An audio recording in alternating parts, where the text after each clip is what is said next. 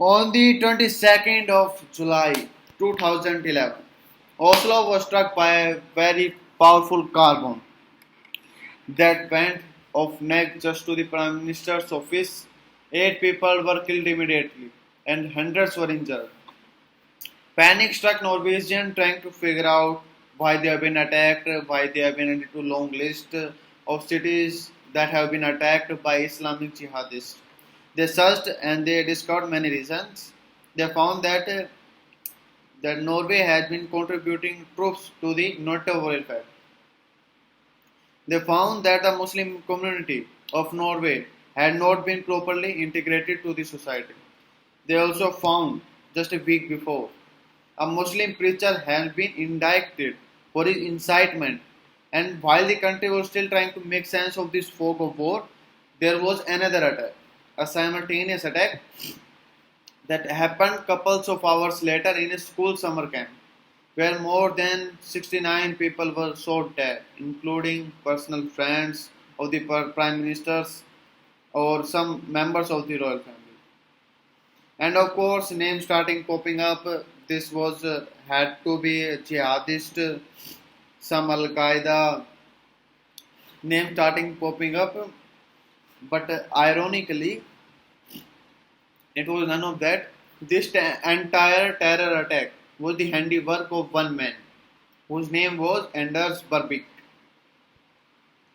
and he was a Norwegian, and he hated Muslims, and he was actually protesting against the multiculturalist policies of the Norwegian government. My second story is about this man. He goes by the name of Salim Durrani. He has many names. He operated in the valley for about 10 years. He used to move in and out. The fences and the boundaries were never a problem for him. He has a price on his head when he operated in the valley, and he is known to be personally responsible for the deaths of close to 2 to 3 dozen young men. He is also devout Muslim, prays 5 times a day. He has his AK-47 next to him like a true warrior. Each time he prays wherever he sleeps, never sleeps in the same place twice in a row, not for 2 nights in a row. Salim Durrani is actually Michael Smith from the Indian Army. This is a picture of him when he was major, serving in the valley. Between him, his father, and his grandfather, 3 generations, they have contributed 8 uniformed services officers into the Indian Armed Forces. And between them, they hold 6 gallantry awards and 2 commendation cuts.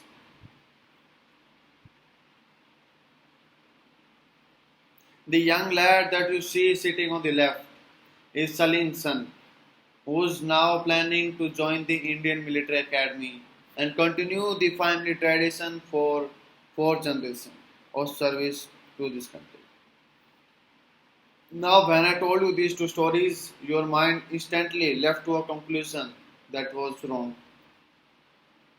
You thought of Salim Durrani when I began as a terrorist, AK-47, Valley, and your mind jumps to a conclusion which was wrong. We do that very often. We take information that is coming to our brain and we stereotype it. And why do we do that? Do we do it because we are broken people? We are petty people? We are bad people? Turns out we do it because we are just people. And our brains is still evolving over millions of years of evolution. And it's incapable of dealing of all these inputs that come to us, hundreds of inputs that come to us every second. So our minds filters them out in some sort of patterns and absorb those patterns and jumps to a judgment. Let me give that a few examples. For instance, until I say these sentences to you, you are unaware of the feeling of your touch of your thighs on your seat, or the touch of your armrest on your armrest, or the faint hum of air conditioner in this auditorium. But the moment I said these sentences, those pieces of information which were out there in your brain jumped into your brain, and you could actually sense it.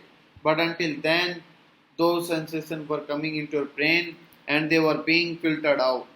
And that's the way our mind works at a time. It takes just to 2 to 3 pieces of data and quickly jumps to our conclusion. Let's show that with another example. Try and solve this math puzzle. Suppose there is a racket and a ball, which together cost 110 rupees. A racket and a ball together cost 110 rupees. The racket cost 100 rupees more than the ball. The racket cost 100 rupees more than the ball.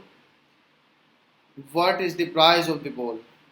Now all of us who got it as 10 just witnessed a way in which our brain takes information and jumps to the wrong conclusion. The answer is 5.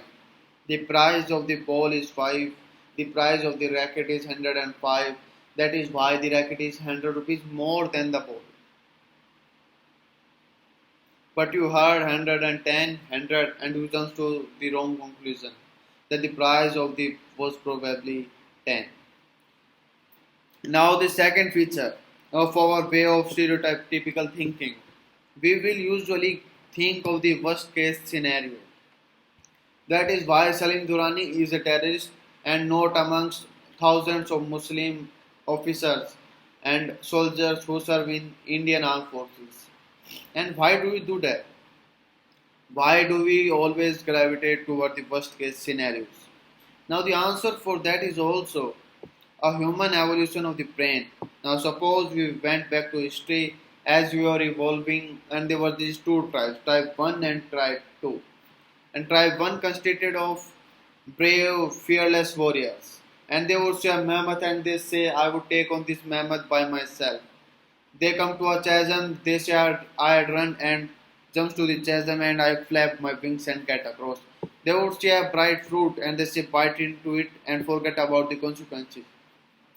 And tribe 2 said, they would say a mammoth, I cannot take on this my mammoth, my son need to go and come with more people. And when they come to a chasm, they decided to walk across all the way down to the chasm or whatever. And when they see this bright fruit, they when they saw this bright fruit, and they say, you know what, I will stick to my boring banana.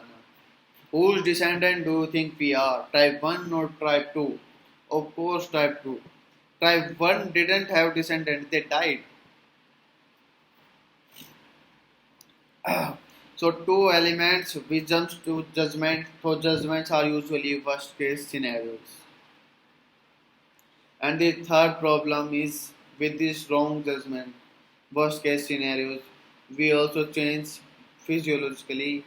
Our mind changes, the way we perform, we behave, biologically changes. Let me show that with another example. How many of you seen the movie Black? It was a sad movie. How many of you cried during the movie? Why did you cry? Amitabh Bachchan is making tons of money. Rani Mukherjee is not blind. This is all happening in the screen. None of it is true.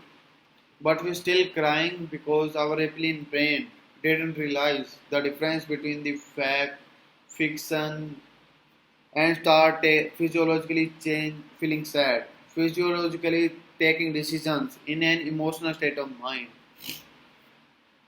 Now, for those of you who didn't see the movie Black or were too much not to cry during the movie, I want you to visualize one more example. I want you to visualize that I'm asking you to open your mouth. Don't open your mouth, just visualize. That I'm asking you to open your mouth and stick out your tongue. Now that your tongue is stuck out, your mouth is open. I have got a lemon in my hand and I'm squeezing that lemon on the tip of your tongue. And that juice is going down. Why are you celebrating? There is no lemon in my hand. There is nothing in my hand. But again, your reptilian brain doesn't know that when you hear these words, lemon, lime, going down, you can't stop celebrating.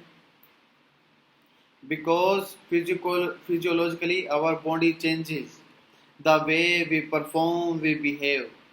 we take decisions based on wrong information. Now, salivating on an imaginary lemon may be harmless, but stereotypes can be very, very dangerous. People get lynched by mobs because they believe that they have eaten the wrong kind of meat. Communal riots break out based on false WhatsApp messages and Photoshop images. Countries go to war because they believe that another country has got weapons of mass destruction. Countries leave alliances that they have been part for decades because they believe that immigrants are coming and stealing their jobs, which is incorrect information. We start looking at every stranger with suspicion and we think that anything that is different from us has to be dangerous. We start believing that anyone who is not with us is by definition against us. One other founding principle of our country is the core value of tolerance. And tolerance is the life wisdom, is the ability to behold two contrarian ideas within the same mind and evaluate each one of them on merit before coming to a conclusive judgment. Before this talk, I was researching on the way working of the brain on stereotyping and I found many big. As a matter of fact, I have told many things from those books, but I was hard pressed to find a book that would tell me how do we deal with this problem. What is the framework that will help us recognize this threat of parochialism or divisiveness? Because if we start believing that anyone who is not with us is against us, then we start creating a society in world where everything is connected to each other, which is extremely divisive. And finally, I found a book from which I want you to read out a passage for you. The fundamental duties of the citizens of India. Article 51A.